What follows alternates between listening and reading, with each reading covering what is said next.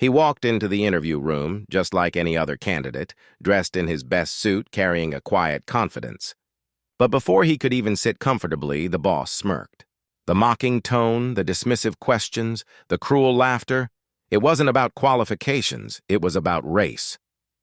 What the boss didn't know was that this man wasn't just another applicant. He wasn't desperate for a job.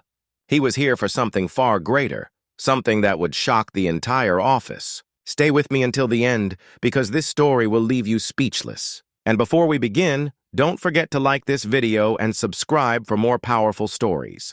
The CEO of a well-known company had been receiving disturbing reports. Candidates were leaving interviews feeling humiliated, some never even getting through the process.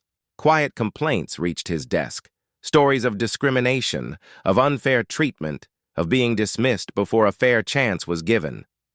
Most executives might have brushed it aside or pushed it toward HR, but not him.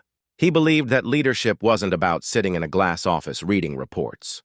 It was about understanding the truth firsthand. So he decided to test his own company. Without informing anyone, not even his closest directors, he removed his title and became just another applicant. He filled out the forms, crafted a resume under a simpler version of his name, and applied for a position through the standard process.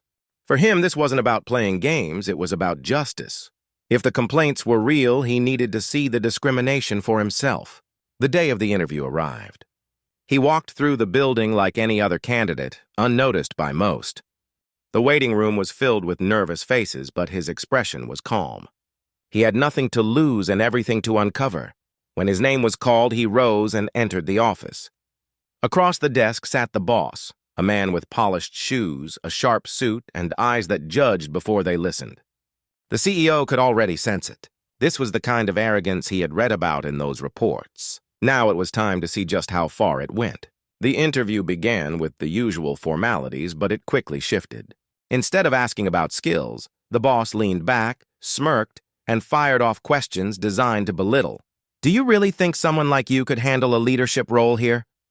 he asked, voice laced with sarcasm. He glanced at the resume, chuckling at each achievement as though it were a joke. Every comment carried weight, not because of what was said, but because of what was implied. The boss wasn't questioning ability. He was questioning worth. He wasn't evaluating performance. He was mocking identity. The CEO answered calmly, maintaining composure. Years of discipline had taught him that silence can be stronger than argument. But inside, every cruel word was being recorded, etched into his memory as undeniable proof of the prejudice poisoning his company. Minutes stretched on. The boss shifted from sarcastic remarks to outright insults. He questioned whether the candidate would fit the company culture, made comments about appearance, and even joked about how clients might not take someone like you seriously. Staff passing by the glass wall of the office noticed but looked away quickly.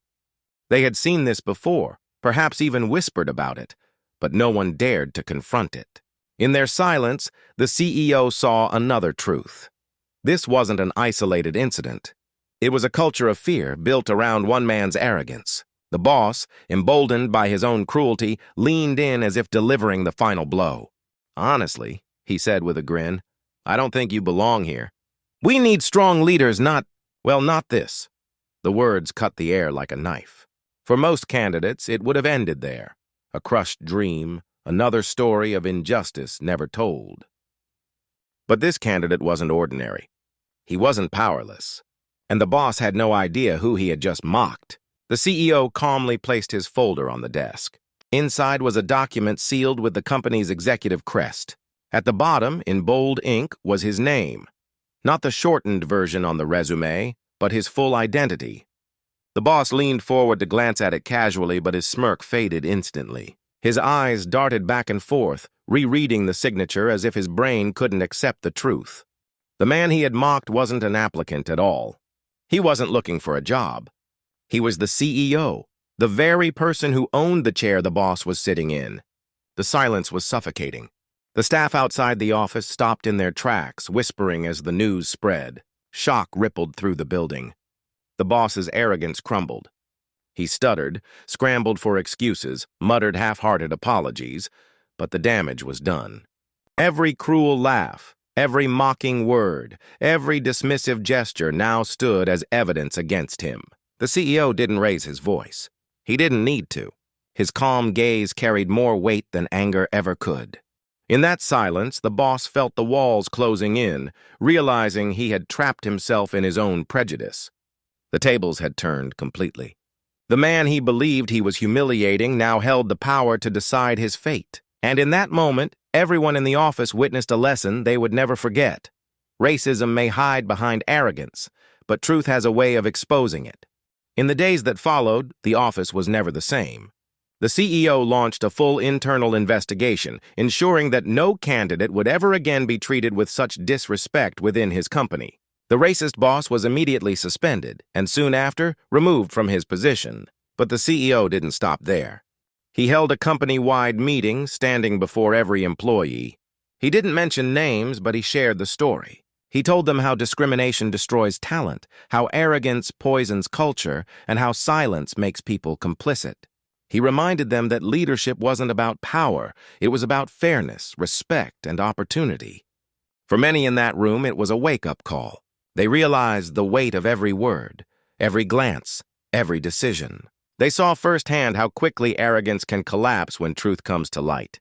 He had proved that no matter how high you rise, true leadership means standing against injustice, even if it means sitting in the very chair of those who cause it. And so, the story ends with a question that lingers. If the CEO of a company is willing to step down from his position just to uncover the truth about discrimination, what are we willing to do in our own lives to fight it?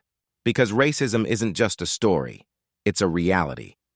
If you've experienced or witnessed the same, share your story in the comments, and don't forget to like, subscribe, and share this video so together we can spread the message further.